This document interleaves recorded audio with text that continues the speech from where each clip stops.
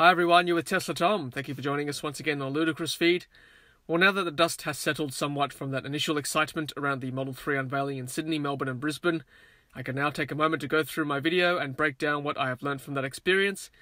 If you haven't done so already, please take a moment to hit subscribe to stay up to date with our latest videos. Needless to say, before you watch this video, click on the link on the upper right hand corner to watch my original video where I was first in line at the Martin Place store in Sydney to see one of the very first Model 3s to touch down on Australian soil. Then after you've watched that video in its entirety, come back to this one and it will make much more sense. Okay, so as I said, I was first in the queue for the special Tesla owners only event at the flagship store in Sydney's Martin Place, which is about as central as you can get in Sydney, being in close proximity to the city's historical General Post Office. This event took place between 8 to 9 AM on Wednesday. I arrived at 7:15 AM, 45 minutes before opening time. I didn't want to take any chances given pictures of the queues I had seen on Facebook. One Model 3 reservation holder posted that they had lined up for 3 hours with their kids to be allowed only 2 minutes to see the car. I figured if I was near the front of the queue, then there was a chance that I'd be given a bit longer with the car. I certainly felt like a VIP when I entered the store, as I was basically given a guided tour of the car by one of the reps. He was nice and very patient with me and basically answered all my questions and chimed in with his own insights, which I really appreciated. The colour of this Model 3 is presumably called Red Multicoat, one of the 6 production colours available for the car. Now just take note, I had a high contrast filter on my camera, so it probably brought out a little bit more of the red than it otherwise would have without a filter. Also, of course, there were lots of spotlights in the car making it shine as you would expect. Now obviously this is a left-hand drive version of the Model 3 as it had been literally just shipped into Australia for the viewing. They haven't started making any right-hand drive versions yet at Fremont, California.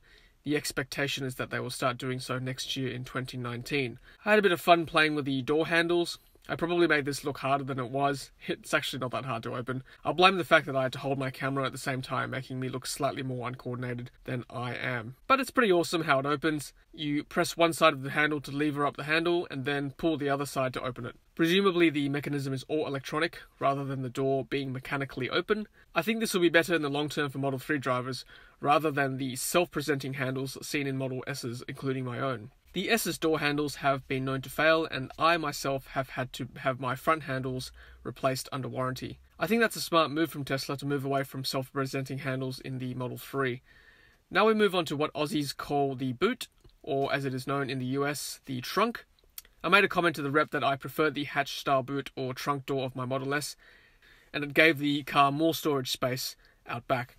That's something I guess potential Model 3 owners will have to contend with. To me personally, in terms of size, this car feels a lot like my wife's car when we first got married. She had a Mazda 3 sedan.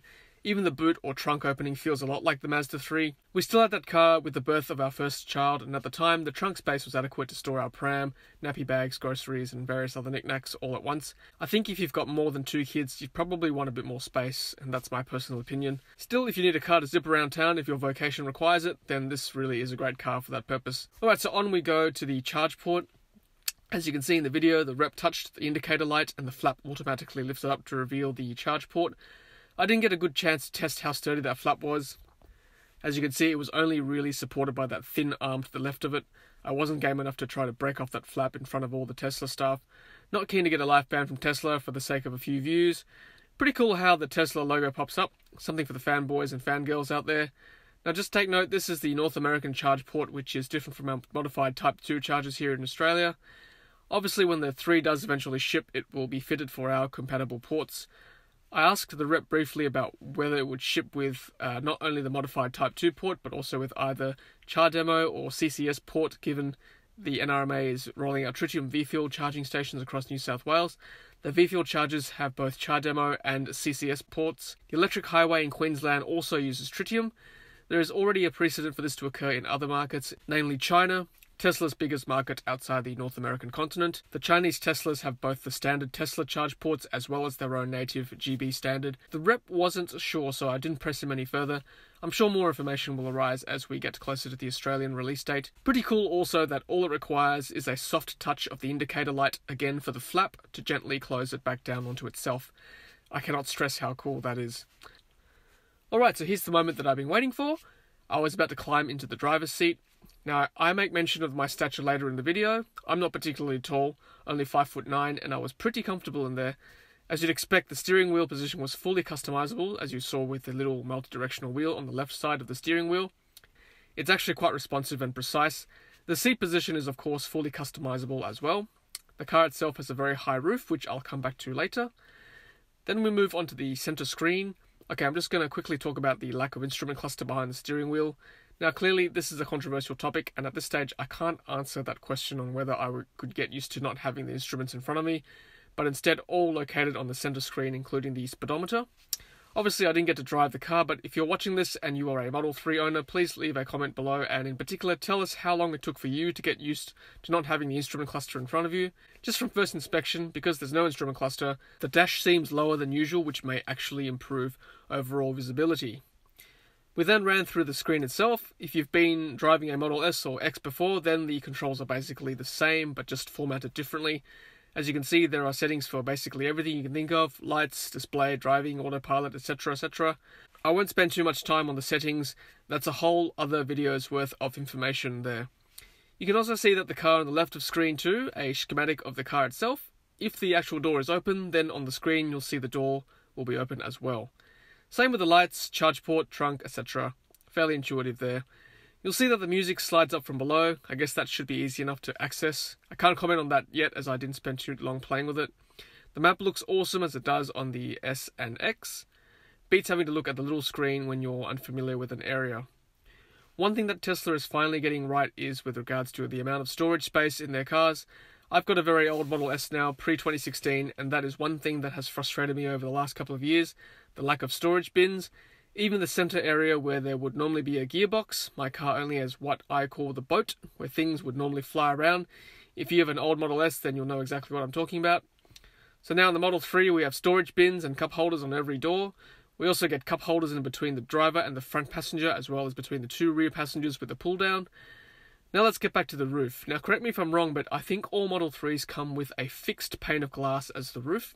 It doesn't open up like a moonroof like in the Model S and X. Again, I'm not sure about whether there is an option for a fixed non-glass roof. If you know more, once again, please leave a comment below on this issue. As I mentioned before, I'm not particularly tall at 5'9", and I was quite comfortable in the driver's seat. There was plenty of headroom above me. The rep told me that he's had guys over 6 foot sitting in the driver's seat with no issues. I didn't take a look at the front trunk or frunk, but I suspect it's very similar to the Model S or X. Before I move on to the price, which is what I was discussing with the rep at this point in the video, I actually put my foot on the accelerator pedal and then the brake pedal just to give them a test. Obviously, it's hard to truly gauge how responsive they were, given it was impossible to drive the car.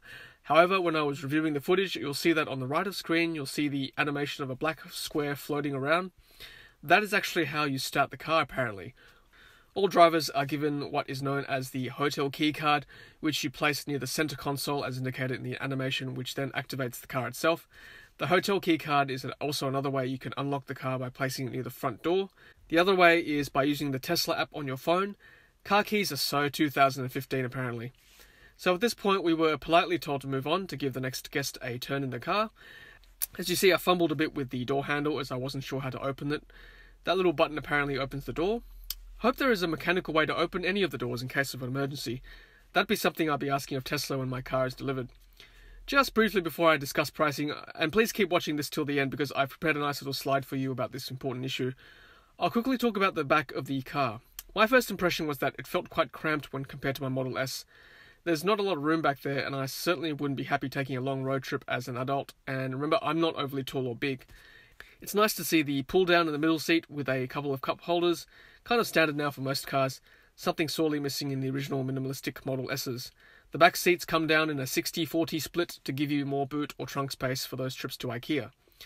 Okay, so now let's have a look at pricing. So obviously no one in Australia knows exactly how much the Model S is going to cost when it arrives, but let's face it, Tesla haven't even started producing right-hand drive versions just yet. But from the information I have gathered by reading online and talking to reps recently, I have put together this little slide of the price range across the 5 different versions of the Model 3 that will eventually be released by Tesla. Keep in mind, only the long-range version is available in the US, and not even the much-touted $35,000 standard Model 3 is available yet over there. The prices I've estimated here are starting prices with basic options and no added frills. Obviously, the fancier you get with your options, the higher the price will be. Someone told me that Channel 9 News, one of our local news networks, quoted a starting price of $47,000. I feel that may be underestimating things a bit, considering the Canadian Model 3 is starting at $45,000, and we know that despite our two currencies being very similar, our goods are still a bit more expensive here in Australia compared to Canada. Once again, if you haven't done so yet, check out my video on Model 3 pricing I made a few months ago. So as you can see from this slide, I've got the standard models starting at $55,000. The dual motor version will be an additional $10,000 at $65,000. Now the standard models have a range of 220 miles or 350 kilometers. You then move up to the long range version, which will get you a range of 310 miles or 500 kilometers. The rear wheel drive long range version will be $75,000, while the dual motor will set you back $85,000. The performance model will be at least $100,000, and that will get you, of course, a much faster car compared to the other models. During my guided tour, the rep talked to me a couple of times about upgrading my current Model S, which I don't mind.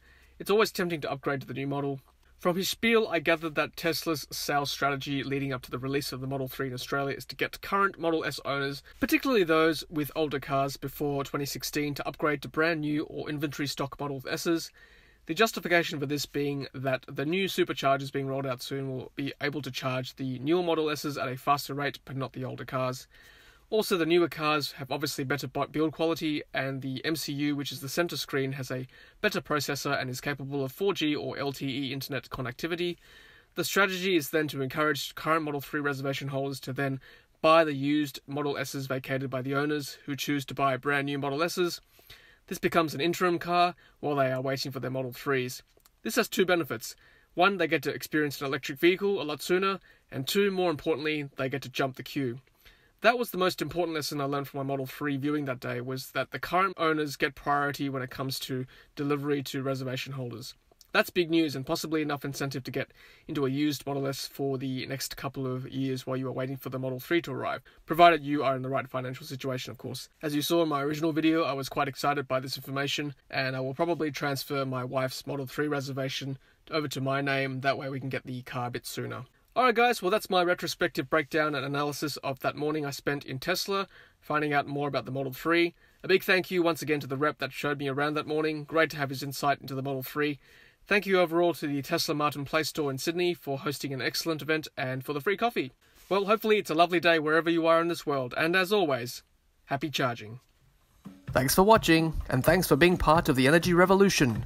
If you haven't done so already, be sure to hit subscribe to keep up to date with our latest videos.